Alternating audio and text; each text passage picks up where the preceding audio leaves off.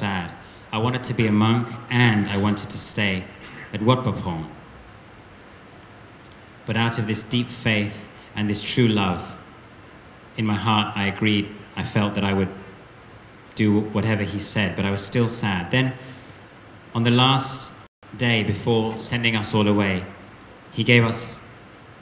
a Dhamma talk. And this Dhamma talk just went straight into my heart. He said, whether you're a bhikkhu, keeping the 8 precepts, wearing white, or you're a monk, there's no real difference. These are only the external conventions. For you bhikkhus, just practice well, practice just like the Sangha,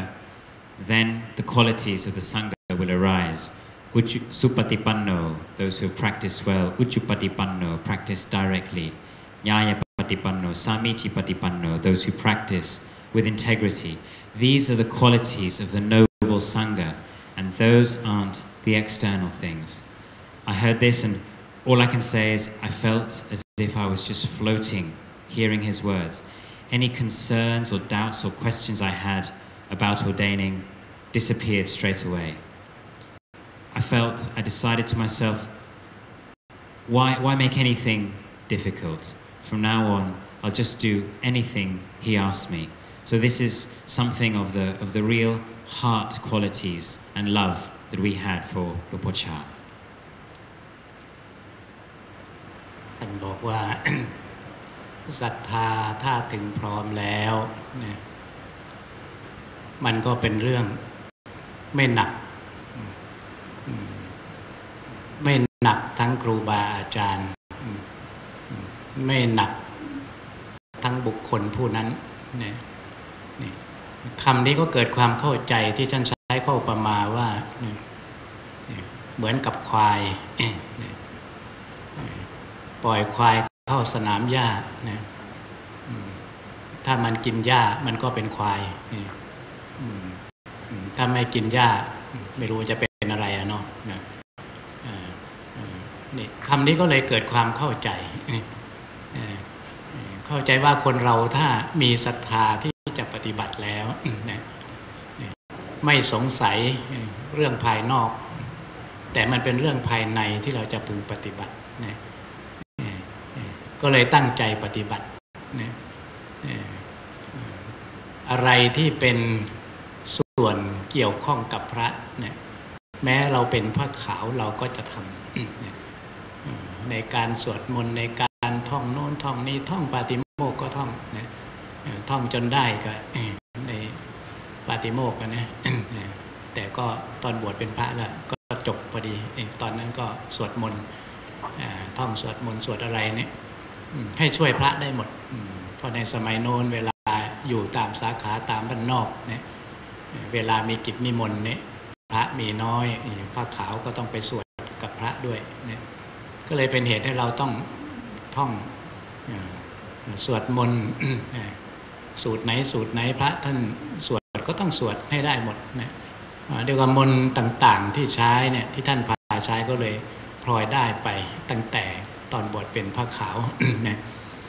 ก็ถือว่าเป็นหน้าที่แล้วก็เบาด้วยเวลาบวชพระแล้วก็เลยเบานะยิ่งเห็นอานิสงส์ลักษณะนี้ยิ่งทำให้เกิดความศรัทธาต่อหลวงพ่อนะแล้วเรื่องบวชก็ไม่ได้คำนึงไม่ได้คิดถึงแล้วแต่ท่านถึงการถึงสมัยท่านก็บวชให้เองนะแล้วท่านเหมือนกับจะรู้อะไรของท่านแหละในปีนั้นสมควรจะได้บวชเหมือนกัน แต่ก็ไม่ได้บวชเหมือนท่านชะลอไว้นะในปีถัดมาเนี่ยท่านได้เป็นอุปชฌาย์นะอุปชฌาย์ในปีนั้นแต่ท่านยังไม่บวชอาตมาก็เลยยังไม่ได้บวชด้วยเหมือนกันนะท่านให้เกียรติแก่พระเถระเนี่ยที่เคยมาบวชนะท่านได้อุปชฌาย์มาปีหนึ่งท่านไม่ได้บวชเลยมาปีที่สองท่านถึงเริ่มบวชนะบวชสามเณรที่อยู่ประถากท่านองค์หนึ่งรูปแรกก่อนนะแต่ก็อยู่ไม่ได้สึกไปแล้วนะแล้วก็รุ่นที่สองเรียกว่ากลายเป็นรุ่นแรกก็คือรุ่นของอาตมาเองนะตอนนั้นก็ มาบวชกันท่านบวชเป็นกรณีพิเศษนะ บวชทั้งวันเลย21 รูปเป็นการต้องใช้ภาษาชาวบ้านก็ได้ว่าเป็นการฉลองอุปชฌาย์ใหม่เนี่ยแล้วผู้ที่บวชในวันนั้นได้ประกาศนียบัตรต้องพูดเป็นทางโลกหน่อยนะท่านจะออกเป็นใบพิเศษให้เป็นลายเซ็นของท่านเหมือนกับว่าสอบผ่านนะเหมือนกับสอบผ่านนะยังเก็บไว้อยู่นะเป็นที่ระลึกเวลานึกถึงแล้วทำให้ย้อนถึงอดีตนะตั้งแต่สมัยลำบากอยู่ที่หนองป่าพงนะนั่นคือในส่วนที่หลวงพ่อท่านให้กำลังใจแก่ลูกศิษย์ลูกหาผู้มีศรัทธานะที่พอจะประพฤติปฏิบัติได้ท่านก็ให้กำลังใจนะส่วนที่มาอยู่ด้วยกันนะต้องบอกว่าในปีนั้น11คนหรือ11 นาค 12 อาตมานะปรากฏว่าท่านไม่บวชให้ออกพรรษาศึกหมดเลยนะเหลือแต่ละมาเท่านั้น ทำไมถึงเหลืออยู่เพราะความรู้สึกและความเป็นพระนี่ไม่ได้เกี่ยวกับภายนอกเท่าไหร่แล้วพอหลวงพ่อบอกว่าถ้าปฏิบัติดีปฏิบัติชอบก็นั่นแหละคือคุณสมบัติของพระสงฆ์จึงเป็นเหตุให้ทนได้อยู่ได้ แล้วด้วยความศรัทธาก็นึกว่าพวกนั้นแสดงว่าเขาไม่เข้าใจที่หลวงพ่อท่านเทศท่านสอนนะที่สาเหตุที่ไม่เข้าใจเพราะมันมีความอยากนะต้องระวังนะญาติโยมนะถ้าเราทำอะไรด้วยความอยากไม่ได้ฟังเทศด้วยความอยากนี้มันจะไม่ได้อานิสงส์นะมันมีความอยากมาขวางกั้น เลยเป็นเหตุไม่ให้เข้าใจธรรมะเนี่ยฉะนั้นเมื่อไม่ได้ตามอยากผลสุดท้ายก็สึกไปหมดอาตมาก็ได้คติที่หลวงพ่อท่านเล่าประวัติท่านเอง ท่านว่าตอนบวชแรกๆก็บวชตามธรรมเนียมประเพณีอยู่เหมือนกันนะเพราะไม่มีครูบาอาจารย์นะแต่ด้วยศรัทธามันมีเนี่ยแต่ว่าตอนบวชแล้วบวชพรรษาหนึ่งเพื่อนเขาสึกกันหมดนะแต่ท่านมีศรัทธานะท่านบวชนี่ดีนะแม้ยังไม่มีครูบาอาจารย์แต่ก็ยังมีศรัทธาเนี่ยท่านยังไม่อยากสึกขึ้นมาท่านก็เลยเอาหนังสือมาท่องสวดมนต์มาท่องแล้วก็มีความคิดว่าพวกนี้มันโง่เนาะมันโง่มันไม่รู้เรื่องไม่รู้จักของดีเนี่ยแต่ก็ไม่กล้าบอกเขาไม่กล้าพูดกับเขาเนี่ยเพราะเราเองก็ไม่มั่นใจในตัวเองว่าข้างหน้าจะเป็นอย่างไรเนี่ยกลัวมันเปลี่ยนใจเรียกว่ากลัวเปลี่ยนใจนะแม่อยากจะเอาอะไรมาสักนะสักไว้ที่ขาท่านบอกมันก็สักลายสมัยปัจจุบันนี้นะแต่ว่าอยากมาสักเป็นเครื่องหมายไว้จะได้เตือนตนเองว่ากูไม่สึกแต่แล้วก็มาสักใส่ขาไว้บอกว่ากูไม่สึกเนี่ยแต่ว่าความรู้สึกมันเป็นขนาดนั้นด้วยความศรัทธาเนี่ยได้ยินปฏิปทาท่านเล่าให้ฟังก็เกิดความรู้สึกว่าเนี่ย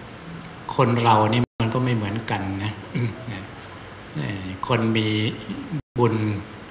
มากบุญน้อยมันต่างกันเนี่ยสถานการณ์ที่อยู่กับท่านมาก็ด้วยความอดทนทั้งศรัทธาทั้งวิริยะอุตสาหะทนเพราะรักท่านเคารพท่านทั้งกลัวท่านเนี่ยอยู่พร้อมกันหมดเนี่ยถ้าจะพูดรวมแล้วก็ด้วยบารมีธรรมของท่านที่แผ่ปกคลุมลูกศิษย์ลูกหาเนี่ยหล่อเลี้ยงศรัทธาเพื่อนำไปสู่ปัญญาให้เกิดขึ้นเนี่ยนั่นคือเรื่องราวสมัยน้องประพงศ์ก่อนๆนะเดี๋ยวนี้ก็คงจะหาได้ยินได้ฟังยากแล้วนอกจากถ่ายทอดจากครูบาอาจารย์รุ่นเก่าๆเท่านั้น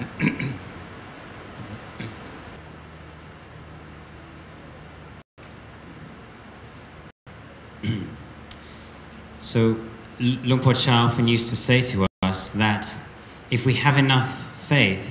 then nothing will be too difficult for us. And also we won't be too difficult for our teacher to train. One little simile is like a buffalo. If you have a buffalo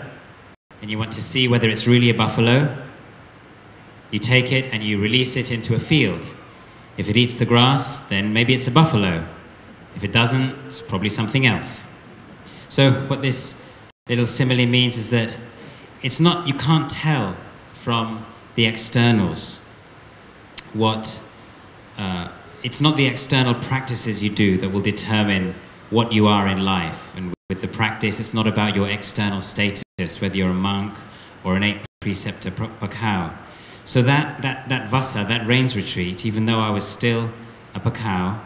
keeping the 8 precepts, wearing white, I did everything that the monks did, just like them. And I learned the chanting, and I did the meditation, I went to the meetings, and I even memorized the rules of monastic training long before ordaining. I'd help the monks with everything, and even on the meal invitations when they were invited to a house dana, because there were so few of them, the bhikkhus would go along and chant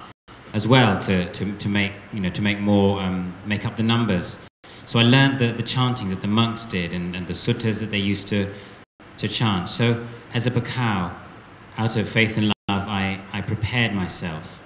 And so it was easy for me then to ordain as a monk, and easy for Luong Por Chah to teach me. Although that year he was already a preceptor, he hadn't yet ordained any monks. It was a tradition out of respect. He was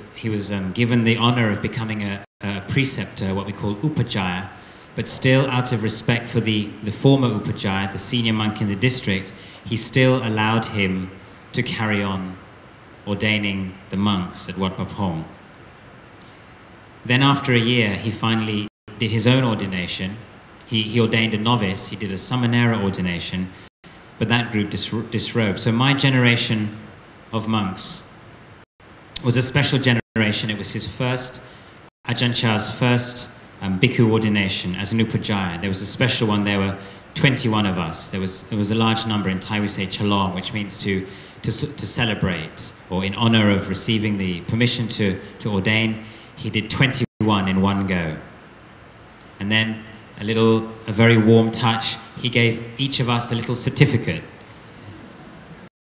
It was kind of like as if we'd passed our exams. We'd waited all that time, and he finally ordained us as his first generation, and he gave us a little certificate saying we were his first generation. I still keep it now. It's a very warm and treasured souvenir or memento of those days. So this is an example of how he used to give us encouragement to his disciples.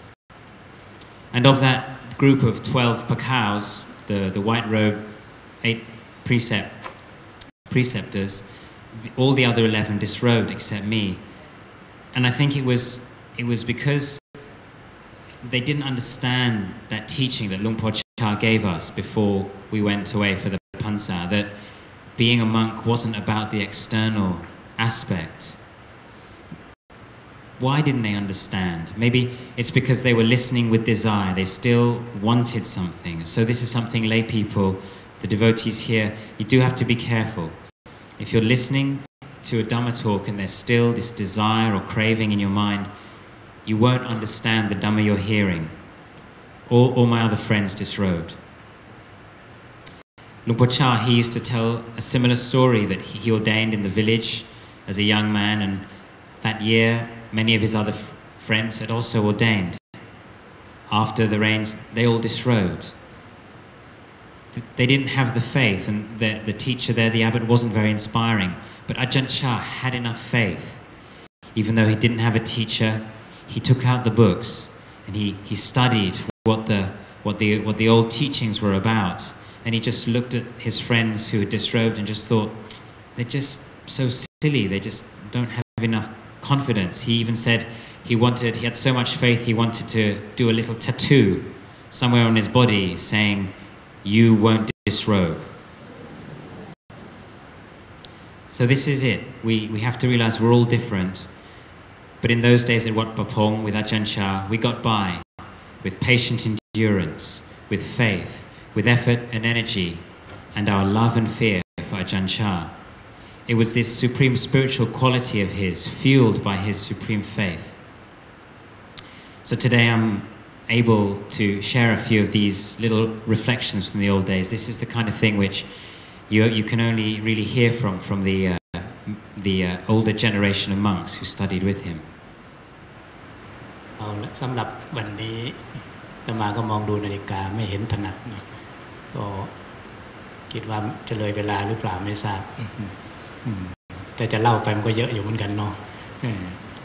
พอดีหลวงพ่อองค์ประธานท่านก็มาถึงแล้วนะ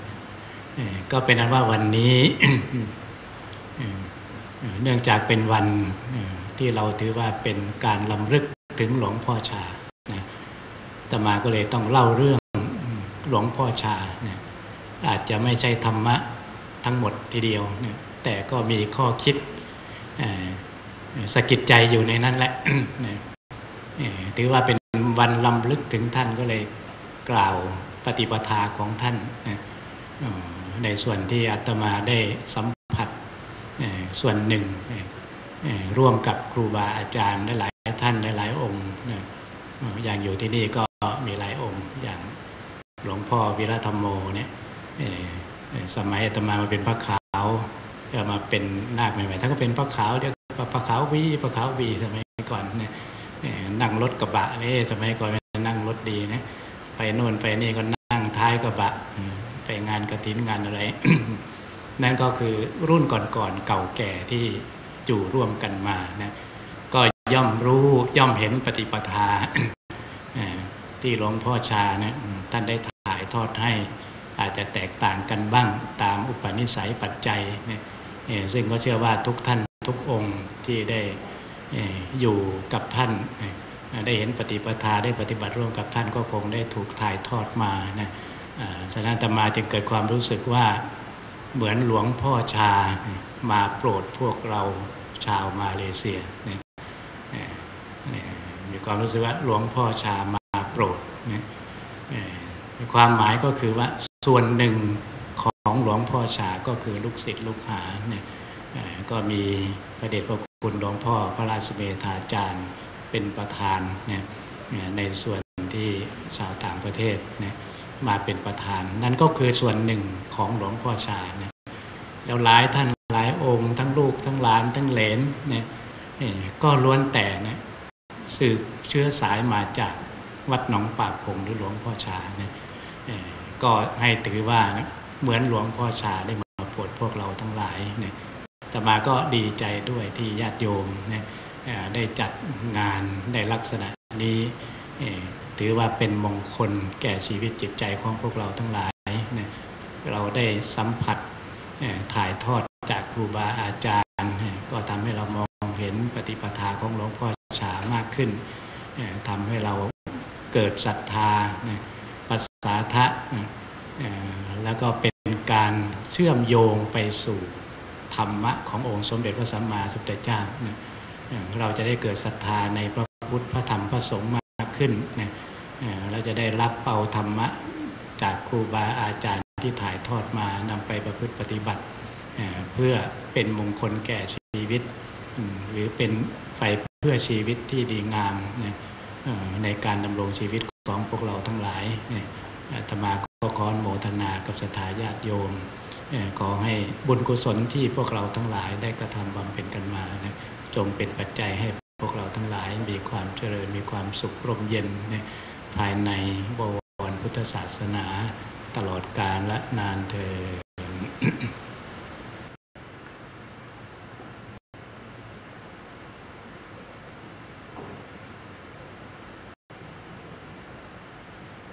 So today then, on this occasion, I'm just looking at the clock. I probably run well over time, but to be honest, I could go on and on. But seeing that our senior Sangha members are here, it's time to come to a close. This Ajahn Chah Remembrance Day then, the theme to talk about, obviously for me, has been Luong Por Chah. What I've said has been in no way the whole story, but just a few odd memories and little recollections. And I'm happy that there are many other monks who shared those times with me here today, as well as the head of our Sangha today, Luong Por Chah. There's also Ajahn Viradhammo. I remember being a young monk in those days with him. Sometimes we'd bump around in the back of a pickup truck together, going here and there before we had nice cars to sit in. And we're all different based on our tendencies, yet we all share the lineage of Ajahn Chah. So in a sense, on this occasion, it almost feels like Ajahn Chah is here with us out of compassion, here in Malaysia, because through the presence of these disciples, Venerable Ajahn Sumedho and many of the other senior monks, and even the later generations who didn't study under him directly, helps bring the flavor to Malaysia. And I'm just very pleased and happy that the lay people, the lay community here have the faith to put together this kind of an event. This kind of faith then links us, brings us right back to the original teachings of the Lord Buddha that's been passed down to us over the generations by the Arahant enlightened disciples. And it's really a blessing for all of us in our own lives. So I'd like to express my anumodana, my extreme joy. And may everyone here, may the merits or the wholesome fruits of all the wholesome actions that we carry out be the cause, be the condition for all of us to grow in life and develop in line with the Buddha's teachings. So.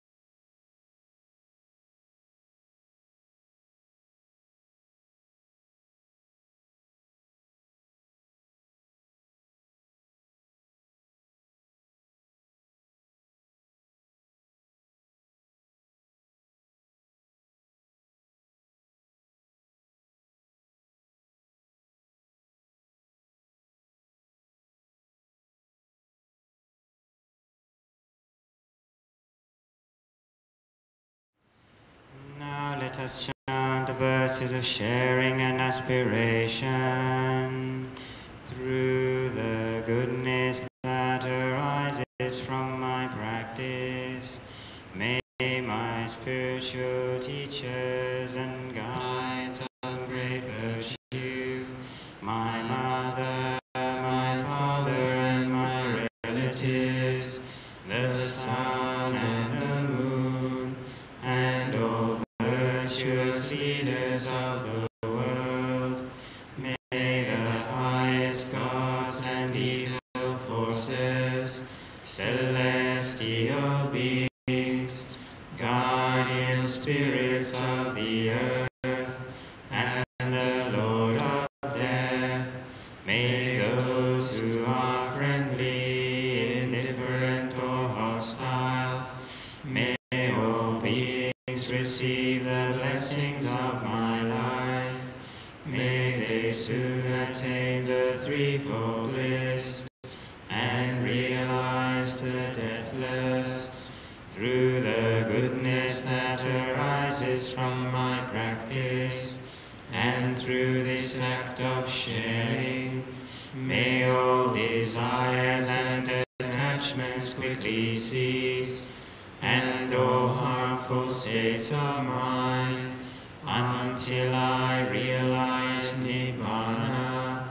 in every kind of birth. May I have an upright mind, with mindfulness and wisdom, austerity and vigor. May the forces of delusion not take hold, nor weaken my resolve. The Buddha is my excellent refuge. Unsurpassed is the protection of the Dhamma. The solitary Buddha is my noble Lord. The Sangha is my supreme support. Through the supreme power of all these, may darkness and delusion be dispelled.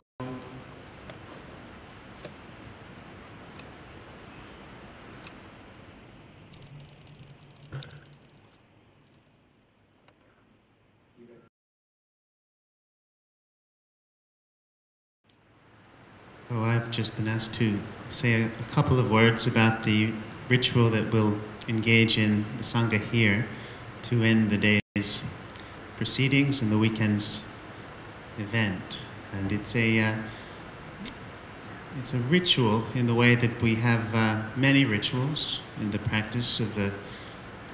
Buddhist tradition, the Thai forest tradition in particular. It's the idea is to ask forgiveness of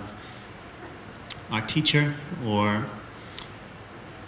those we've been staying with. It can be our mother, our father, parents, our teachers, those who've been looking after us in some way. And so when engaging with those with whom we're in relationship, we often, in our practice in the Buddhist tradition, engage in rituals, ceremonies that help to make our relationships conscious, our relationship to others, our relationship to our own mind, our own life. And so in asking forgiveness, it's a way of cleaning the slate of just, even if we don't think we've necessarily done anything to cause offense, we express physically with gestures, through bowing, and usually there's a little offering involved of flowers, incense, candles, so it's a symbolic offering. So by body and by speech, in the traditional chant that we'll do, a Pali chant, which expresses our wish to ask for forgiveness for any offense that we've caused by body, by speech, by mind, whether intentionally or unintentionally. And by mind, which is perhaps the most important, because as we all know, we can engage in physical actions and we can say the words, but if our heart's not in it, if we don't have the intention behind the words, then the power of what we're engaging in is not there. And so the main thing is to place the heart in the right place and acknowledge our relationship with those who've been in some way responsible for us. So often when monks stay in a monastery or visit in the Thai monasteries in Thailand and in our tradition elsewhere, and indeed at the time of the Buddha, they would ask forgiveness in this way when leaving. And often at the beginning of the rainy season retreat, the Vasa, the monks in a particular area, the abbot of the monastery will take some of the monks from the monastery, maybe all of them, and pay respect to the various elders in that area. And so there may not have been anything that has happened to cause offense, but in addition to simply expressing our good intentions, it's also perhaps a way of acknowledging our relationship, of saying that, we are in relationship to you. So at this time, I believe we the Sangha, will pay respects and ask forgiveness of Luong Por Chah. And so, of course, Luong Por Chah is not with us anymore. And so I believe we're going to be paying respects and asking forgiveness of the picture behind us. And so then it brings the question, of course, well, who is Luong Por Chah? What is Ajahn Chah? And we've had a weekend now of contemplating this and reflecting on the teachings that Ajahn Chah, Luong Por Chah, has left us. And it's been notable to me that many of us, we have, like myself, I never had the good fortune to actually meet him in person. And yet, somehow, he's profoundly affected my own life. And perhaps there are many of you for whom, to one extent or another, that's also true. And so, in this sense, Luong Por Chah is something, as well as the historical person, something internalized. You know, for me, I know that Luong Por Chah, there's a symbolic presence in myself where he's always watching over me. He symbolizes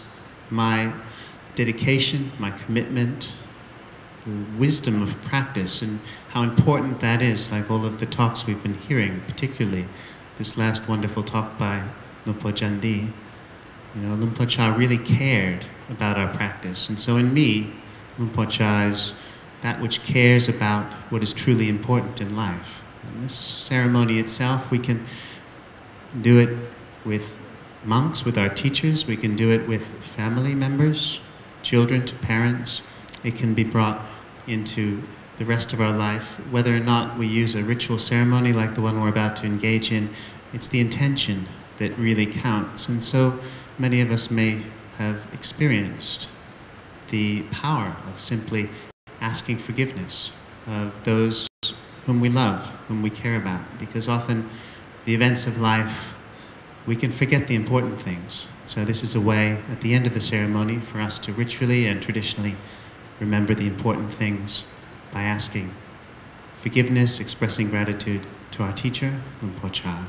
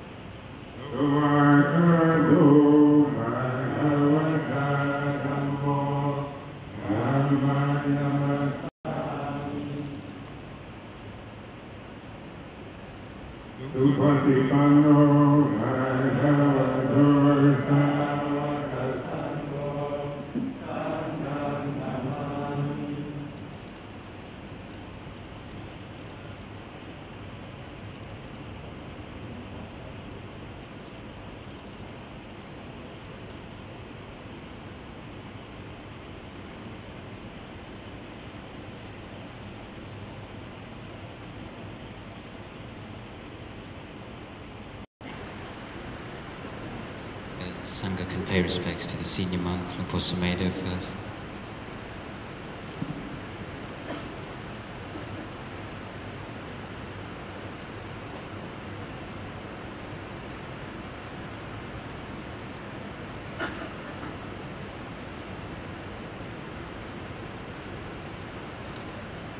Sangha could face the devotees. They will then take their leave and pay respects one more time.